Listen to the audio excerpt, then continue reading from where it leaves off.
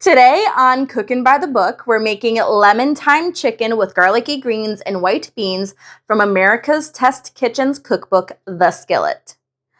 Hi, I'm Bernadette Catherine, and I'm a country singer who, well, honestly has no business starting a cooking show, but I love making food for people, and I have a giant collection of cookbooks, which, if you look right over there, yeah, that's just a small part of it. So, let's get cooking by the book.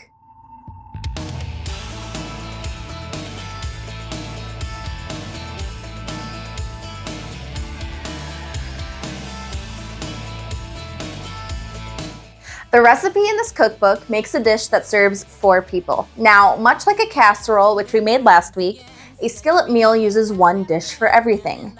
A casserole uses an oven-safe dish, while a skillet uses, well, a skillet.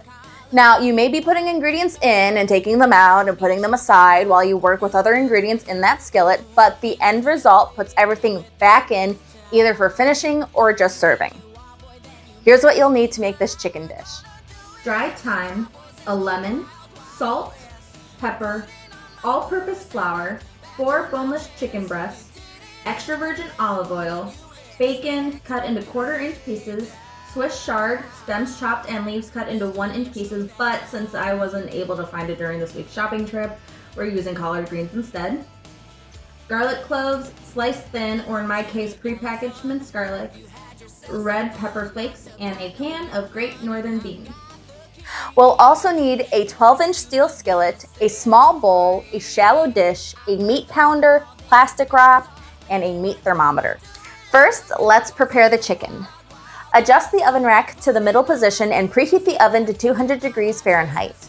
Combine 3/4 teaspoon of thyme, 1 teaspoon of grated lemon zest, a 1/2 teaspoon of salt, and 1/4 teaspoon of pepper in a bowl.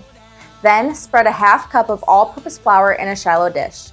Wrap the chicken in plastic wrap and gently pound to an even thickness. We're going for uniform shapes, not fully flattened. When you're ready, rub the thyme mixture into the chicken breast.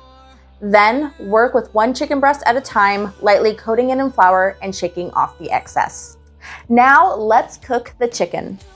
Heat 2 tablespoons of oil in a 12-inch steel skillet over medium-high heat until you can flick water on the oil and it sizzles. Turn the heat down a little and cook the 4 pieces of chicken, flipping repeatedly until they're well browned and register at 160 degrees when you stick a thermometer in them. That's roughly 5 minutes. Transfer the chicken breast to an oven-safe dish and keep warm in the oven. Next, cook the 2 ounces of bacon in 2 tablespoons of oil in the now empty skillet over medium heat until crisp, which is roughly 3 minutes. Add 4 tablespoons of garlic, a 1/4 teaspoon of red pepper flakes, a 1/4 teaspoon of salt, and a 1/4 teaspoon of pepper, and cook until fragrant, which is around 30 seconds. Stir in the beans along with their liquid and 1 pound of collard greens. Cover and cook, stirring occasionally until the collard greens are tender. It should take about 4 minutes. All that's left to do now is put it all together. Slice the chicken, not all the way through because you want the chicken breast to hold its shape, and serve on top of the beans and greens mixture, topping with lemon slices. Let's try it. Where do we start? Here we go. All right, the piece closest to me. Ooh, this looks good. Oh wow, that is juicy. That's good. Oh. You can definitely taste the thyme and the lemon.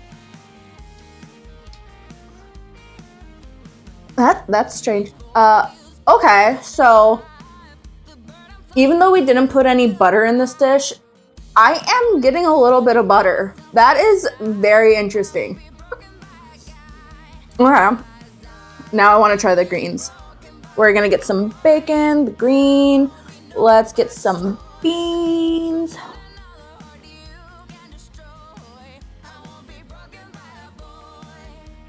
Here we go. Let's do this.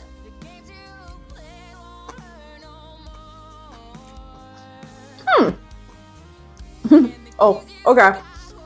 So you can definitely taste, you know that there are red flakes in here. It's not overwhelming. It's not super spicy, but there's a bit of a kick. If you are sensitive to spicy foods, this should be fine. It's not overwhelming. It just kind of lets you know that, hey, there's something here. It's kind of surprising and it's really interesting.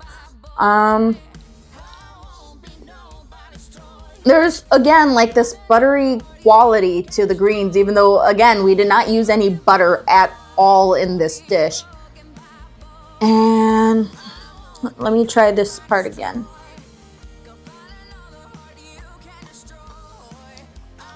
Yeah, you can taste the garlic. No, there's that kick again. Yeah, this is good. This is really, really good. The thing that I find really interesting about the Skillet by America's Test Kitchen is actually in the title. The entire cookbook is made up of recipes that you can make in a skillet, ranging from main dishes to breads and all the way to desserts. There's a strawberry rhubarb crisp recipe in here that I am just dying to try out. It sounds so good. So if simple but delicious recipes sound like your thing, or if you just want to see how many things you can make in a skillet, then I suggest you give this cookbook a try. Thank you so much for hanging out with me in my kitchen for this episode of Cookin' by the Book. I had a lot of fun making this dish, and I hope you had just as much fun following along. If you're interested in trying this recipe out, you can actually find the ingredients and the directions in the description below, along with a link to the cookbook, The Skillet by America's Test Kitchen. Don't forget, if you've had your eye on a cookbook and aren't sure whether to buy it because you don't know how the recipes inside are, or you just want to recommend your favorite cookbook so I can try a recipe from it, comment what it is down below. Also, if you've tried the Lemon-Thyme Chicken with garlicky greens and white beans, let me know what you thought about it in the comments below. I love hearing from you. Speaking of which, if you make this dish, take a picture and tag me either on Facebook or Instagram or both. I'd love to see your interpretation. Don't forget that I'm also a country singer who loves classic rock and classic and modern country. You can find my original music on my channel, so be sure to hit that subscribe button and check it out.